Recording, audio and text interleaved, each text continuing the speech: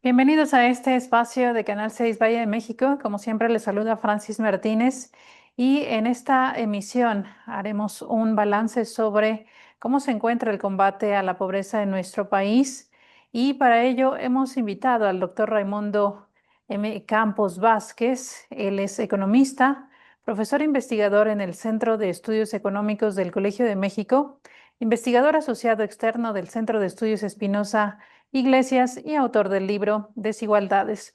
Un gusto que nos acompañe. Bienvenido. Hola Francis, no, un gusto estar aquí contigo y con todo tu auditorio.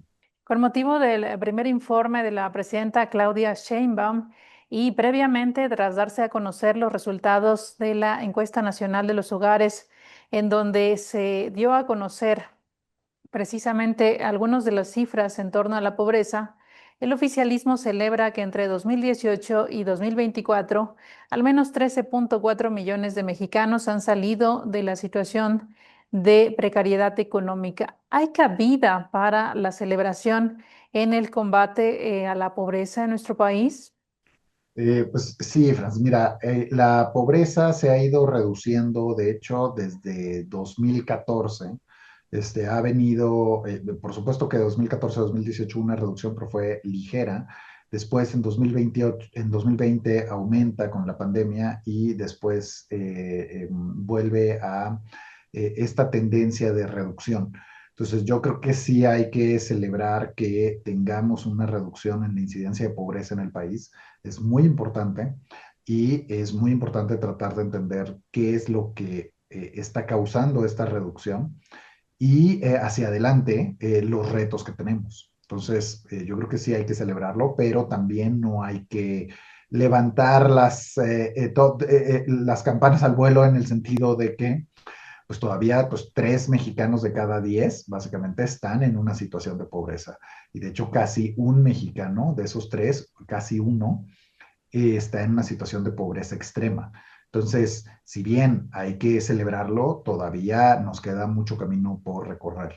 Desde los estudios que usted ha realizado, ¿considera que la política pública y social en México se ha centrado únicamente en el alivio a la pobreza más que en el combate estructural de las causas que la originan? Sí, mira, en los últimos años hemos tenido una expansión de diferentes programas sociales, principalmente la pensión no contributiva para adultos mayores. Y esta pensión, pues por supuesto, y otros programas sociales han sido importantes para explicar parte de la reducción de la pobreza, pero en un contexto donde no hemos tenido crecimiento, pues uno de los factores más importantes que explica la reducción en la incidencia de pobreza en los últimos años es el aumento en los ingresos por trabajo.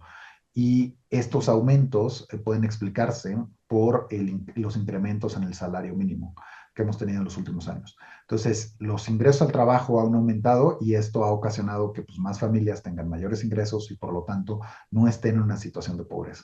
Sin embargo, hacia adelante, este canal del salario mínimo posiblemente ya no sea tan óptimo, dado que pues veníamos de una base de un salario mínimo muy bajo y ya ha aumentado sustancialmente, por lo tanto, ahora necesitamos que la economía crezca para que se generen nuevos empleos y también que podamos seguir creciendo, aumentando el salario mínimo, pero que no vaya a tener consecuencias negativas. Y entonces, si no crecemos, pues este escenario va a ser más difícil. Sexenio con sexenio vemos que estos indicadores de pobreza se han vuelto uno de los ejes de los discursos gubernamentales. Sin embargo, la población que está por debajo de la línea de pobreza es uno de los indicadores que también están en el centro de atención con todos estos cambios que se han hecho una vez que el Coneval ya no va a atender estos datos y que ahora lo tiene que desarrollar el INEGI. pero también vemos esos datos de otros connotados académicos como el doctor Julio Volvinic. Entonces, este grupo de población en específico, ¿por qué nos habla tanto del nivel de pobreza que tiene nuestro país? Sí, aquí tal vez para explicar un poco, Francis, para que no haya tantas dudas, mira, hay una definición oficial de qué es ser pobre en este país.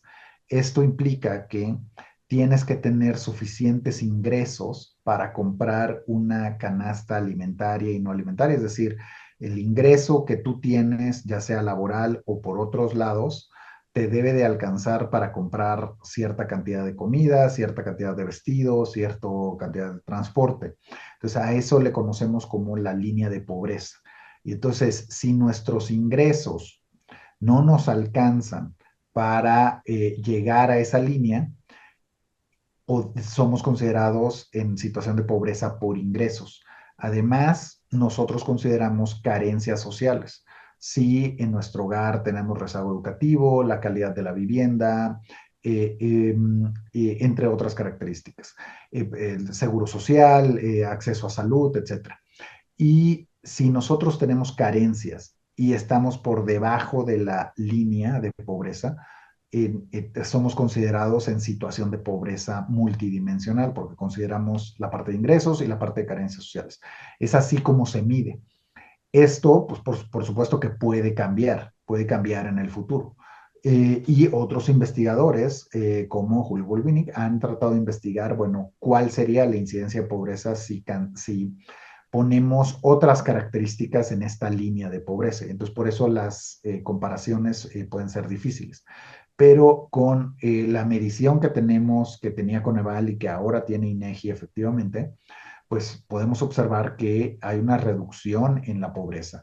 Y esto, de hecho, cuando nosotros vemos los datos de la encuesta nacional de ocupación y empleo, que es cuando van a preguntar a las familias y a las personas sobre su empleo y sobre sus ingresos en ese empleo, observamos también un incremento en el ingreso laboral. Cuando vemos los datos del IMSS, vemos que la masa salarial, el salario que están reportando los empleadores, también va aumentando. Entonces, mi opinión, estas estadísticas de la encuesta de ingreso-gasto de los hogares que mencionaste al inicio, más las encuestas de ocupación y empleo, más lo que viene en el IMSS, en mi visión sí se ve un aumento en el ingreso de las personas, por lo cual pensaríamos que, o sea, esta caída en la pobreza sí es verdadera y sí se ve en diferentes datos.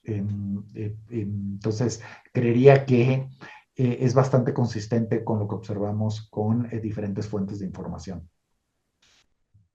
Estamos platicando con el doctor Raimundo M. Campos Vázquez.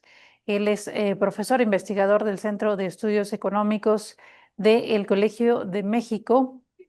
Y también uno de los temas que analiza el economista radica precisamente en el tema de la desigualdad, que debemos seguirlo ubicando como parte de este comportamiento de la situación de pobreza en nuestro país. El gobierno mexicano mantiene los niveles de desigualdad y lamentablemente lo que se ve es que en el caso de los programas sociales, han representado un alto costo. En los próximos 4 años que restan de la administración actual, ¿es viable mantener esta política social o sí se requiere avanzar a una reforma fiscal? Excelente pregunta, Francis, porque esa es la cuestión para los siguientes años. En mi opinión, vamos a requerir una reforma fiscal muy pronto. Y es una cuestión de matemáticas, de aritmética muy simple. Si el gobierno dice que ya no va a aumentar la deuda y, y no aumentan los impuestos, simplemente por el cambio generacional, el cambio demográfico que estamos teniendo, vamos a gastar más en pensiones. Algunos escenarios van que vamos a gastar en los siguientes años de 2 a 4 puntos del PIB en los siguientes años. Esto implica que si no aumentamos los ingresos y no queremos aumentar la deuda, el único camino posible para poder aumentar este gasto en pensiones, que lo vamos a tener que hacer, es reducir las inversiones que hacemos en términos de inversión pública, inversión en educación, inversión en salud. Y esto sería pésimo para las desigualdades, para el crecimiento económico del país, para el combate a la pobreza. Entonces, sí creo que el único camino posible para que no reduzcamos la inversión pública, la inversión en educación, la inversión en salud, va a ser una reforma fiscal en los siguientes años. Ya sea que la hagamos planeada o no planeada, y ojalá que la hagamos planeada. Digamos, con el respaldo que se tiene en la Cámara de Diputados, en el Senado, digamos, esta mayoría que tiene Movimiento de Regeneración Nacional, es de alta responsabilidad, digamos, concretar esta reforma fiscal. Sí, o sea, tendríamos que hacerla y ojalá que los diputados y los senadores y el Congreso eh, puedan tomar esto en cuenta. O sea, por supuesto que no podemos hacer una reforma fiscal y cortar la inversión en educación y salud, pero yo creo que esa salida sería pésima para el país en términos de reducción de desigualdades. Si dejamos de invertir en educación, en salud y en inversión pública, no vamos a poder combatir las desigualdades y vamos a limitar el combate a la pobreza para el futuro del país. También, doctor, de cara al presupuesto 2026, lo que se han visto como malas decisiones de políticas públicas en la asignación presupuestal a estados, incluso con mayor nivel de pobreza, ¿puede revertirse? ¿Cómo podría revertirse? Sí, sí, sí, o sea, definitivo. A ver, nada más para que nos entiendan de qué estamos hablando. En el sur del país, en Chiapas, Oaxaca, Guerrero, aproximadamente un mexicano, una mexicana de cada dos está en situación de pobreza. Esto en otras entidades como en Baja California, Nuevo León, puede llegar a 1 de cada 10. Entonces, las diferencias regionales en la incidencia de pobreza es enorme en el país. Entonces, por supuesto que en el sur-sureste del país requerimos mucho mayores inversiones para reducir la incidencia de pobreza que lo que requerimos en otras entidades. ¿Y, ¿y cómo vamos a hacer esto? Pues bueno, necesitamos generar oportunidades económicas, necesitamos generar crecimiento en esa región, necesitamos generar empleo. Y este crecimiento y este empleo no se genera mágicamente, hay que poner los ingredientes que se requieren. ¿Y cuáles son los ingredientes? Pues bueno, requerimos una fuerza de trabajo capacitada y pues para esto la educación es fundamental. Si dejamos de invertir en educación en el sur-sureste, pues no vamos a generar los ingredientes apropiados para mayor crecimiento, para mayor empleo. Necesitamos generar la infraestructura adecuada. Todo esto requiere de inversión pública. Requerimos de la salud adecuada, de la seguridad adecuada, las inversiones en seguridad. Entonces, por eso es muy preocupante si no hacemos una reforma fiscal que las inversiones en educación, en salud, en transportación, en seguridad se reduzcan, porque esto pues, va a afectar mucho más precisamente a esas entidades con mayor incidencia de pobreza. Doctora, ha reiterado mucho el papel que va a tener la economía en este panorama y en ese sentido también me gustaría preguntarle en esta recta final si considera que estas tensiones comerciales de Estados Unidos con México estarían generando un entorno de incertidumbre y por lo tanto un panorama más negativo para el desempeño económico de México. Sí, definitivo. Mientras siga existiendo esta incertidumbre comercial, va a ser difícil generar mayores incentivos para la inversión nacional o extranjera en el país, ¿no? Entonces, definitivamente la incertidumbre que estamos viviendo va a ser un obstáculo o está siendo un obstáculo para generar empleo y para generar crecimiento. Y lo estamos viendo en los datos. De hecho, acaba de salir el número de cómo la actividad industrial en México sigue estancada, básicamente, o en reducción. Entonces, toda esta incertidumbre comercial que estamos viviendo pues, se va a estar reflejando en los datos de crecimiento, en los datos de empleo, en los datos de actividad industrial. Y esto, el problema de esta incertidumbre es que no sabemos para cuándo, ¿no? Para cuándo va a terminar. Pues es el balance que realizamos en esta ocasión con el doctor Raimundo M. Campos Vázquez, economista, profesor investigador en el Centro de Estudios Económicos del Colegio de México. Le agradecemos muchísimo la oportunidad de conversar con este espacio y esperamos tener la oportunidad de conversar en una futura ocasión. Muchas gracias, Francis, un placer y encantado. Este fue una entrega más de Canal 6 Valle de México. Nosotros los esperamos en una próxima entrega. Muchísimas gracias por su compañía.